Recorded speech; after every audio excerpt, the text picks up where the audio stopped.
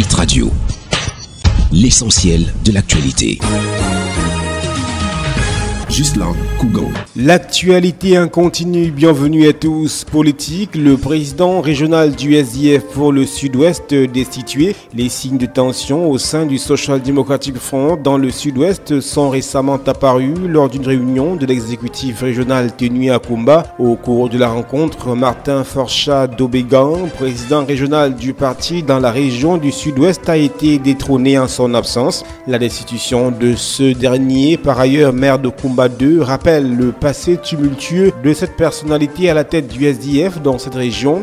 Le 1er novembre 2013, un communiqué controversé prétendument signé par le premier vice-président national du SDF, l'honorable Joshua Ossi, est devenu viral. Le dit communiqué annonçait l'exclusion de Forchat du SDF pour avoir défié les ordres du parti et le candidat investi par le parti lors des dernières élections municipales. Le maire de Kumba 2 a été réadmis dans le parti le samedi 20 février 2016 après une décision du comité national exécutif. Après sa réadmission dans le parti, Forchat a été nommé au comité chargé de réorganiser les élections au sein des organes régionaux du parti dans le sud-ouest. Lors de la récente réunion de Kumba, Forchat a été remplacé par Daniel Mukondou, maire de Tiko. Droits de l'homme au Cameroun, 175 poursuites initiées contre des représentants de la loi en 2016. L'information est contenue dans un rapport produit par le Cameroun à l'intention du groupe de travail du Conseil des Nations Unies pour les droits de l'homme. L'on y apprend également que 14 condamnations ont été prononcées par le tribunal militaire pour des infractions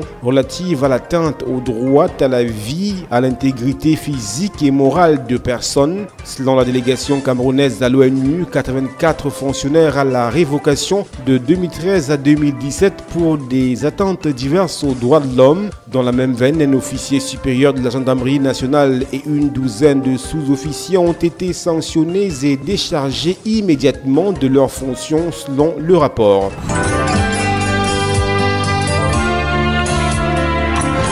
L'actualité internationale. Burundi, Pierre Nkurunziza, président par volonté divine. Le président burundais qui a annoncé jeudi dernier qu'il ne serait pas candidat à sa succession en 2020 est un chrétien évangélique convaincu que son autorité est d'essence divine. L'ancien chef rebelle, 54 ans au pouvoir depuis 2005, avait pourtant organisé le 17 mai dernier un référendum très contesté sur une révision de la Constitution et a promulgué jeudi dernier ce nouveau texte qui lui ouvre la possibilité de rester en poste jusqu'en 2034 et concentre presque tous les pouvoirs dans ses mains. Pierre Nkurunziza croit qu'il est président de la République de par la volonté divine et organise donc toute sa vie et sa gouvernance en conséquence. Selon le responsable de la communication présidentielle, Willy Nyamitwe, il vient ainsi donc de faire volte-face et dit ne pas vouloir être candidate à la présidentielle de 2020.